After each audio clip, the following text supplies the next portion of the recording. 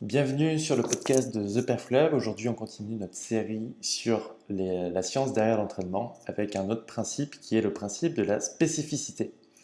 Donc, qu'est-ce que la spécificité de l'entraînement? C'est le degré auquel un exercice ou un entraînement en général est lié au sport lui-même. Donc, la spécificité est le cadre autour duquel tous les autres principes scientifiques sont construits. Il devrait guider le processus décisionnel pour toutes nos décisions d'entraînement, de la sélection des exercices au volume total et à l'intensité. Cela signifie que l'entraînement doit guider et développer les systèmes du sport en lui-même et les adaptations qui font qu'on a un entraînement qui est bénéfique au résultat du sport lui-même.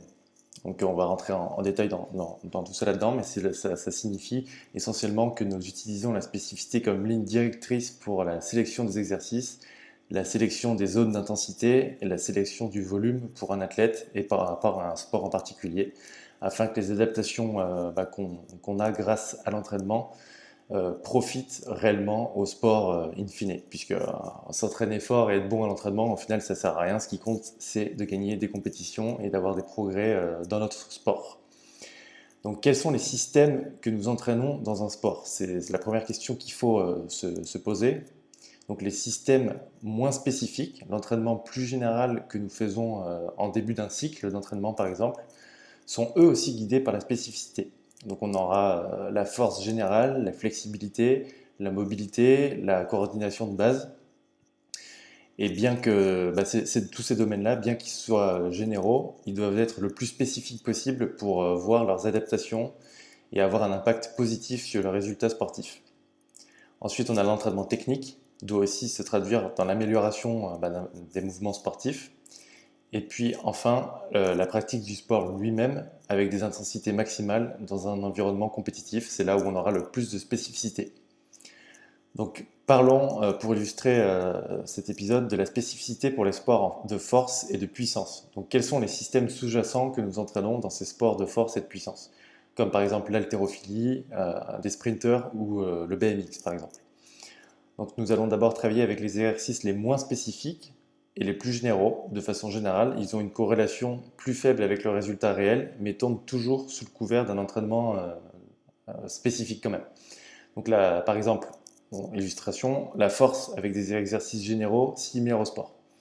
Donc faire des squats, augmenter la force des jambes, augmenter la force du dos, utiliser des exercices de soulevé de terre ou de traction, de tirage, augmenter la force des muscles des épaules et du haut du corps, ou encore des exercices d'explosivité, de prise de masse musculaire si besoin, de pliométrie ou des capacités motrices et d'agilité générale pour être fit, augmenter la capacité de travail, donc faire plus d'hypertrophie, plus du volume. Ces exercices ne sont pas nécessairement directement liés au sport. Un squat, c'est pas un sprint, c'est pas une course de BMX, c'est pas un arraché à l'haltérophilie, mais ils doivent toujours solliciter des angles et des mouvements spécifiques au sport. Ce qui doit être évité ici, c'est un entraînement si général qu'il n'a aucun impact ou même nuira au résultat du sport. Ça pourrait donc inclure des choses comme la course à pied de longue distance pour un sprinter, ça ne servira à rien. Des niveaux élevés d'entraînement en endurance pour un sprinter, là encore, ça ne servira à rien, et inversement. Et un travail de musculation excessif, au final, on n'est pas des bodybuilders, ce qu'on veut, c'est la performance athlétique dans notre sport. Ensuite, on va avoir les exercices de compétition à proprement parler, donc développer les compétences techniques et développer la force spécifiquement à un mouvement du sport et à un mouvement de compétition. Donc nous utilisons des exercices d'entraînement plus spécifiques qui imitent les mouvements compétitifs ou imitent des parties du mouvement compétitif. Ces exercices restent moins spécifiques que l'exercice de compétition lui-même, mais ils ont une bien plus forte corrélation que les exercices généraux. Ils sont étroitement liés au mouvement de compétition, mais ne sont pas de nature identique. Donc on pourrait imaginer pour un sprinter au 100 mètres qui fait des accélérations sur 50 mètres, pour un haltérophile qui fait des séries de 2 ou 3, par exemple, c'est un exercice de compétition, mais ça ne mimique pas un exercice de compétition à proprement parler, puisqu'un exercice de compétition à proprement parler, c'est une intensité maximale une fois. Et finalement, la troisième type, c'est améliorer donc l'exécution technique réelle de l'exercice de compétition lui-même. Donc là, il s'agit du système de spécificité le plus élevé, le mouvement de compétition lui-même réalisé à une intensité maximale et dans un environnement de compétition. Donc finalement, en fait, dans ce que nous recherchons avec la spécificité, c'est l'adaptation dirigée. Donc l'adaptation dirigée, ce qui est important, c'est que les exercices et les méthodes utilisées produisent les adaptations souhaitées pour améliorer les performances en compétition. Donc choisir des exercices trop éloignés du sport est contraire au principe de spécificité. On recherche toujours des exercices qui sont étroitement liés au sport lorsqu'on parle de ce principe de spécificité. Donc, quels seraient les principes de l'application correcte de ce principe de spécificité dans un processus d'entraînement? Donc, généralement, on va faire des exercices dans l'entraînement qui vont du moins spécifique au plus spécifique à l'approche d'une compétition. Nous allons diminuer le volume le moins spécifique à l'approche d'une compétition et nous allons remplacer ce volume par une augmentation des exercices les plus spécifiques qui ont une adaptation bien plus bénéfique à notre pic de forme sportive pour une compétition. Ensuite, il est nécessaire de rester dans le domaine de la pratique technique, même pendant les phases d'entraînement général, car la technique des exercices est très critique pour la réussite de l'athlète. Plus le niveau d'expérience de l'athlète est bas, au plus il a besoin de temps pour améliorer sa technique et au plus les exercices spécifiques sont élevés. Ensuite, différents exercices et différents moyens sont souhaitables à différentes phases du processus d'entraînement. Donc les exercices qui sont les moins spécifiques dans les premières phases d'un cycle de l'entraînement sont bénéfiques dans la mesure où ils produisent certaines des adaptations que nous recherchons.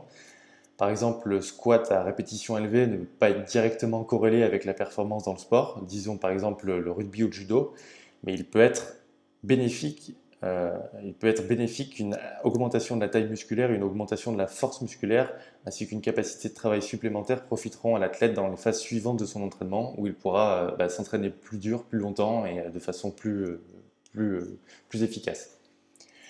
La spécificité ne se limite pas à l'exercice, mais il est également affecté par la charge. Donc les exercices qui sont très similaires au sport réel effectués avec des intensités trop légères et une fréquence très élevée ne sera pas très spécifique parce que l'intensité réelle n'imite pas la compétition. Donc par exemple, pour un haltérophile, faire des arrachés à 50% d'intensité est moins spécifique que faire un arraché à 90%. Néanmoins, ces exercices pourraient être utiles car ils nous permettent de parfaire la coordination de base des exercices techniques tout en maintenant un volume d'entraînement très élevé en début de cycle d'entraînement. Donc, il nous permet de faire beaucoup plus de volume en fait. Et quand nous faisons des exercices plus généraux, moins spécifiques, cela s'accompagne généralement de plus de volume. Et c'est pour ça qu'on travaille plus sur la coordination de base, les qualités physiques fondamentales en début de cycle et qu'on va ensuite vers plus de spécificité à la fin d'un cycle d'entraînement proche de la compétition. Les athlètes peuvent mieux tolérer ce type d'exercice car ils sont plus simples et la fatigue accumulée par le volume d'entraînement général nous empêchera de faire des exercices plus spécifiques et trop intenses. Donc l'utilisation des variations peut aider à renforcer une musculature spécifique.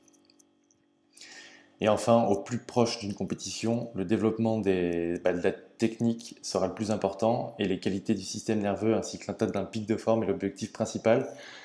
Donc cela ne peut être fait qu'avec des exercices de compétition et des variations extrêmement proches de l'exercice de compétition. Les charges et l'intensité doivent imiter ce que nous aurons en compétition, donc essentiellement des intensités maximales, voire quasi maximales, et il est essentiel que l'intensité imite la même intensité que nous aurons en compétition, et ensuite réduire le volume d'entraînement pour réduire la fatigue. Donc une surapplication de ce principe de spécificité, donc une application abusive de ce principe-là, signifierait un manque de variété dans l'entraînement. Faire simplement l'exercice de compétition à une intensité maximale, à l'exclusion de toutes les autres modalités d'entraînement, est une erreur. Cela peut créer une situation où il n'y a plus de fondement, de base dans les capacités générales sur laquelle améliorer enfin, on n'a pas de point de départ sur lequel améliorer les résultats. Donc on ne peut pas faire plus de volume puisque l'intensité est déjà maximale et on ne peut pas augmenter l'intensité puisque l'intensité est déjà maximale aussi.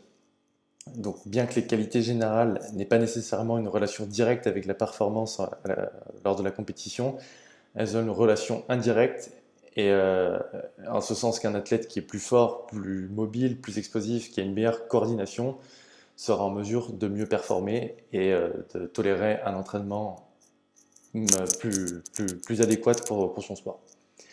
A l'inverse, une sous-application de ce principe de la spécificité, ce serait également une erreur dans la mesure où un entraînement trop éloigné des exercices de compétition pendant trop longtemps ou comportant trop de volume ne produira pas une adaptation dirigée suffisamment élevée. passer trop de temps à faire des choses comme des exercices de musculation n'aura pas de résultat direct, à moins que votre sport ce soit la musculation. Cela n'améliorera pas les résultats de la forme sportive. Il en va de même pour les intensités d'entraînement. Un entraînement avec une intensité trop faible pendant trop longtemps empêchera l'athlète de faire des adaptations dirigées pour envoyer des performances lourdes en compétition. S'il ne s'entraîne pas avec des intensités presque maximales et maximales avant la compétition, il n'aura pas l'adaptation avant la compétition pour pouvoir... en fait, si on ne s'entraîne pas pour faire ce sur quoi on veut performer, on ne deviendra pas bon à cet objectif-là. Voilà, j'espère que vous avez aimé la suite de cet épisode sur la science derrière l'entraînement avec le principe de spécificité. Vous pouvez retrouver l'article qui résume ce podcast sur le blog de theperfclub.com. Merci et à bientôt.